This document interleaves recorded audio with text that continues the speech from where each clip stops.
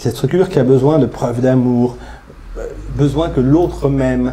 À cause de ce côté, je me déteste, donc j'ai besoin que quelqu'un vienne me dire « mais non, tu n'es pas détestable, tu es aimable aussi ». Donc un support comme ça, hein. Et donc il provient du ravage de cette blessure narcissique, hein, qui est due à cette détestation du féminin, du féminin dans la mère, etc. Voilà, hein, de ce manque peut-être. Et au fond, moi j'aime bien toujours me dire c'est comme la pulsion de mort, c'est horrible, c'est atroce.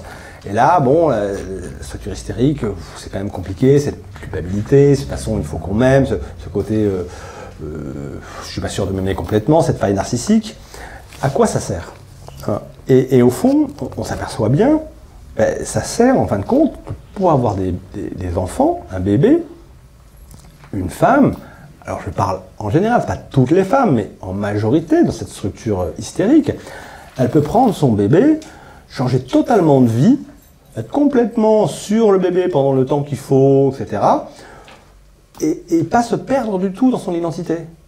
C'est-à-dire, là où vous mettrez un homme, vous le mettez, il y a plus la mère n'est pas là, il prend le bébé, etc. Il va s'en occuper, super et tout, mais il va dire à un moment, attendez, le mercredi, c'est quand même foot avec mes copains. Parce qu'il faut quand même pas que je me perde totalement, sinon je suis plus moi-même.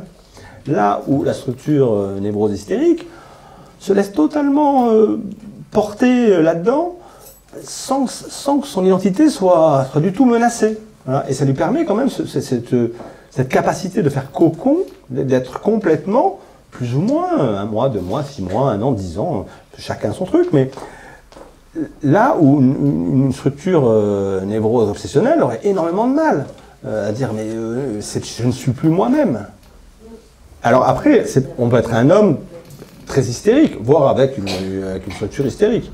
Bon, ça on les remarque, hein. Mais on peut avoir des traits très hystériques, et puis on peut être une femme avec des traits très obsessionnels. Mais dans cette structure comme ça, c'est l'idée que pour la structure obsessionnelle, donc ce qui manque, ça va être le travail qui va le remplacer, ça va être des idées. C'est pour ça que par exemple, vous allez remarquer que en politique, souvent, ça continue dans les dîners, là, ils se prennent le chou, c'est les hommes. Parce que la structure obsessionnelle, elle est dans l'idée, je suis ce que je fais, et je suis ce que je pense. Donc, si vous me contredisez, vous m'attaquez directement à mon identité. Voilà. Tandis que la structure hystérique, non, je suis là si vous m'aimez. Ça n'a rien à voir comme histoire, donc je peux penser ce que vous voulez presque. Je caricature, mais c'est ça l'idée. Donc d'un côté, ce qui est important, c'est l'amour, donc c'est pas ce que je pense. Tandis que dans la structure obsessionnelle, si vous êtes en train de me contredire, là, vous m'attaquez dans mon identité. Voilà. Si j'ai tort, c'est que je ne suis plus moi-même. Vous voyez? Et c'est pour ça qu'il y a une espèce d'acharnement, souvent, dans les discours assez stériles des hommes qui ils auraient dû gagner, non c'est lui, non c'est lui, non, ça va, calmez-vous. Mais c'est je suis ce que je pense, je suis ce que je fais. Voilà, cette structure obsessionnelle, je remplace le manque par... Moi j'ai eu des profs, dans la même journée, c'est très beau, un bel obsessionnel qui disait à ses étudiants, qui disait, vous savez, ce qui compte dans la vie, c'est votre travail. Allez-y, quoi.